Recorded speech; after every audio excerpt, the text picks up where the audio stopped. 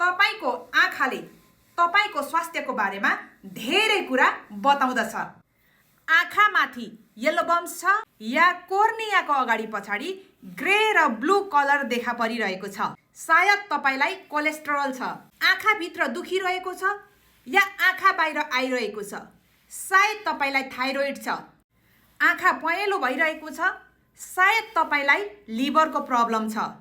आँखाको नानी वरिपरि भएको मसिनो रक्तनलीहरू धेरै रातो रातो देखा परिरहेको छ या त ब्लिडिङको साइन छ।